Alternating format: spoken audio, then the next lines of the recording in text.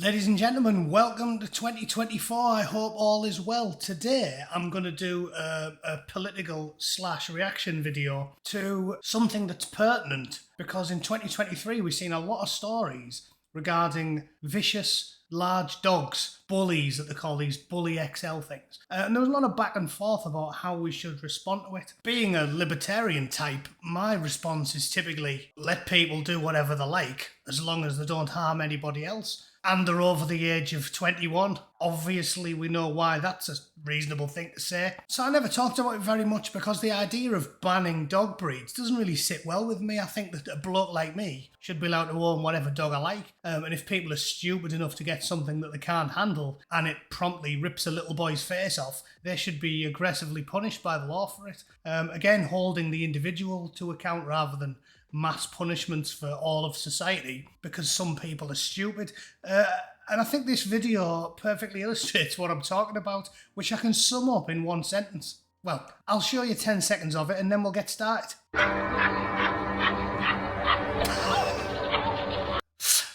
Yeah, that's not even 10 seconds, that's 4. And the one sentence is, don't buy a big dog if you couldn't knock the fluff off a cappuccino.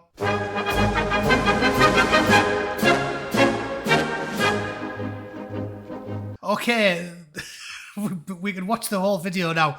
That is a truly pathetic specimen walking that. What is it? It's only a black lab.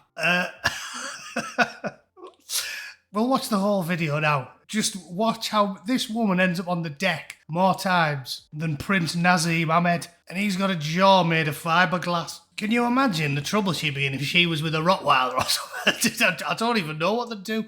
Also, the couple are a bit pathetic as well, but let's just watch it and have a chuckle.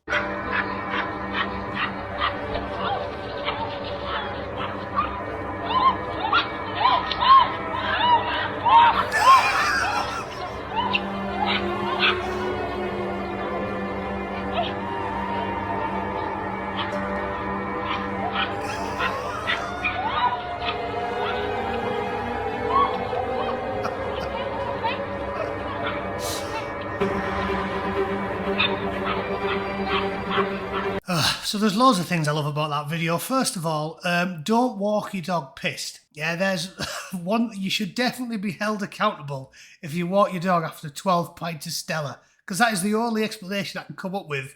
That woman ended up on the deck so many times. Also, I love the deeply sinister music. Like you'd think you were about to look at some sort of a documentary uncovering a nest of paedophiles underneath a children's school, and it's not. It's just 3 very pathetic people who can't deal with a black Labrador. Just for my own amusement, let's watch the double whammy here, where I don't even know how she ends up on the deck the second time.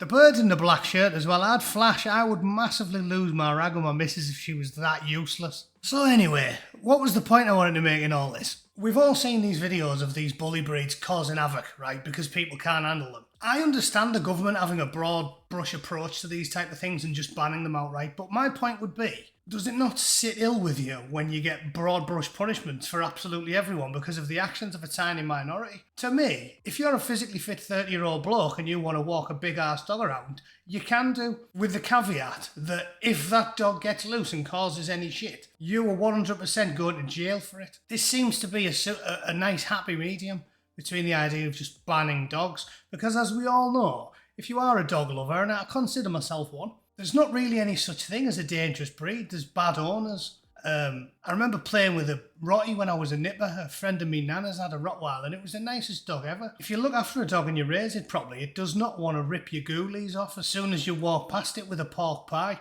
It's not the way they are. So it's a nice logical approach, not, I mean, hear me out here, maybe, this sounds a bit crazy, but maybe back in the day, like you would think from a conservative person. Maybe back in the day when we used to have, I don't know, like a dog license, I'm just putting that out there, maybe that was a reasonable idea, because if the McShitbag family wanted to have a dog that they wouldn't be able to control, they weren't allowed one, and maybe common sense was applied. So if a nice pleasant family with a sensible, reasonable man of the house wanted to have a large dog, they could do. And maybe if you were like that scrawny, doddering bag of bones in the aforementioned video and you couldn't even handle a Jack Russell, you shouldn't be allowed a dog at all. I'm just putting it out there. Because to me, the idea of just outright banning dogs doesn't sit well with me. I believe it should be left down to the owner, and that should be determined by common sense and logic. But what are your thoughts? Do you think there is such a thing as a dangerous dog? Do you think sparrow-bone pensioners should be allowed to take £50 dogs for a walk?